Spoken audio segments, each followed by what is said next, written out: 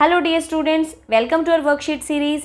आज हम करेंगे कक्षा पहली हिंदी का पार्ट नंबर 4 रानी भी। तो चलिए शुरू करते हैं।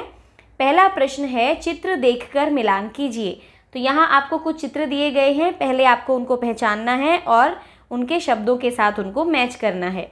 चलिए चित्र पहचानिए। ये क्या है? बाल, ये चप्पल, बस्ता, कंघी, झोला यानी कि थैला और स्कूल।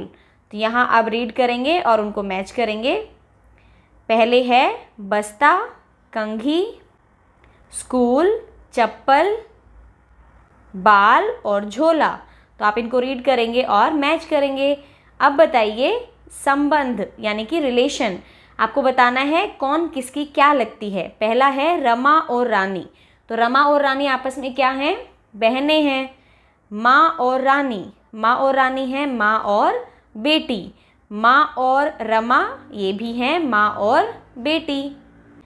उसके बाद है, अगर आपका कोई छोटा या बड़ा भाई या बहन है तो उनका नाम लिखिए।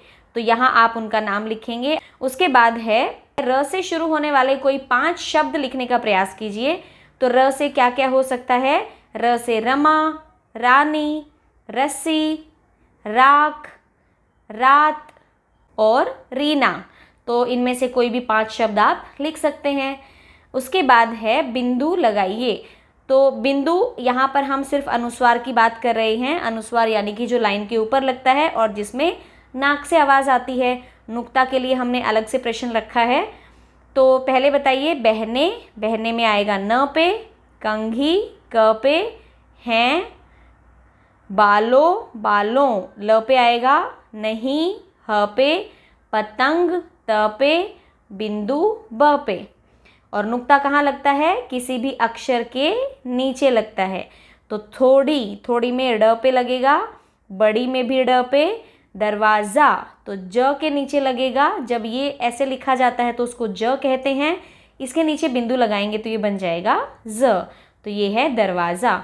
तो इसको हम नुक्ता कहते हैं। जो अक्षर के नीचे लगता है और लाइन के ऊपर लगता है उसको कहते हैं अनुस्वार। अब है नाम वाले शब्द छांटकर गोला लगाइए। नाम वाले शब्द क्या होते हैं पहले ये समझिए। ऐसे शब्द जो हमें किसी का नाम बताते हैं, चाहे किसी व्यक्ति का नाम है, चाहे किसी जगह का नाम है, किसी वस्तु का नाम है, तो उनको हम कहते हैं नाम वाले शब्द। अब देखिए यहाँ रमा, रमा किसका नाम है? लड़की का। तो इसको हम गोला लगाएंगे। रानी भी एक लड़की का नाम है, गोला लगाएंगे। हमेशा ये तो किसी का नाम नहीं होता। बाल, बाल किसका नाम है? जो हमारे सिर पर होते हैं उसको हम बाल कहते हैं, तो ये भी नाम है, इसको भी गोला लगाएंगे। पहनी, ये तो किसी का नाम नहीं है। चप्पल, जो हम पैरों में पहनते हैं उसको चप्पल कहते हैं, तो ये उसका नाम है, ये कोई वस्तु है, तो इसको गोला लगाएंगे। कंघी, जिससे हम अपने बाल संवारते हैं, तो ये भी एक वस्तु है, तो इसको हम सर्कल करेंगे। उठाया, ये किसी का नाम नहीं है। बस्ता, जिसमें हम सामान रखते हैं, ये भी एक वस्तु है, तो इसको गोला लगाएंगे। झोला यानी कि थैला, ये भी वस्तु है, इसको भी गोला लगाएंगे। स्कूल, जहाँ पर हम पढ़ते हैं, तो ये किसी जगह का नाम है, तो इसको भी हम गोला लगाएंगे। छोटी, ये किसी का नाम नहीं है। तो अब है अगला प्रश्न, आ की मात्रा वाले शब्दों को चित्र देखकर पूरा कीजिए। आ की मात्रा लगती है नीचे दिए गए सभी चित्रों में। तो ये पहचानिए, ये क्या है? आम। और इसके नीचे है ये आलू, फिर आकाश, ये 8, और इसके बाद है आटा, जिसकी हम रोटी बनाते हैं। तो ये सारे शब्द आप लिखना सीखेंगे। अब है प्रश्न नंबर 9, आधे अक्षर वाले शब्दों पर गोला लगाइए। तो मैंने आपको बताया था आधे अक्षर भी हिंदी में यूज़ होते हैं। जैसे शब्दों में ही आया है ब, ये पूरा ऐसे लिखेंगे, इसकी पीछे की लाइन हटा देंगे तो ये आधा बन जाएगा। तो ऐसे अक्षर जिस भी शब्द में आते हैं उसको हम आधे अक्षर वाले शब्द कहते हैं। हमें पहचानना है कौन कौन से शब्दों में आधे अक्षर आए हैं। रमा, रमा में नहीं है। रीना, इसमें भी नहीं। चप्पल, चप्पल में एक प आधा आया है, तो इसको गोला लगाएंगे। माँ, इसमें नहीं है। स्कूल में स आधा है, तो इसको गोला लगाएंगे। झोला, इसमें सभी पूरे हैं। और बस्ता में स आधा है, इसको भी हम गोला लगाएंगे। अब है प्रश्न नंबर 10, एक से अनेक बनाइए। इसको हम वचन बदलो भी कहते हैं। वचन बदलो मतलब एक चीज़ से बहुत सारी चीज़ें बनाना, ठीक है। मान लीजिए बहन, बहन तो एक ही होती है, अगर दो हैं तो हम कहेंगे बहनें, दो या दो से ज़्यादा होंगी तो बन जाएगा बहनें। गमला, गमले, बस्ता, बस्ते, पतंग, पतंगें, झोला, झोले, गुब्बारा, गुब्बारे, चप्पल, चप्पल, पेंसिल, पेंसिलें, रेखा, रेखाएं, रेखा होती है लाइन, जो अभी मैंने ऐसे खींची ना, इसको रेखा बोलते हैं, तो रेखा का हो जाएगा रेखाएं। कंघी, कंघियाँ। उसके बाद पहली ध्वनि पहचानिए और लिखिए। पहली ध्वनि मतलब जब हम कोई भी शब्द बोलते हैं तो सबसे पहले कौन सी आवाज़ आती है, हमें वो पहचानना है और लिखना है।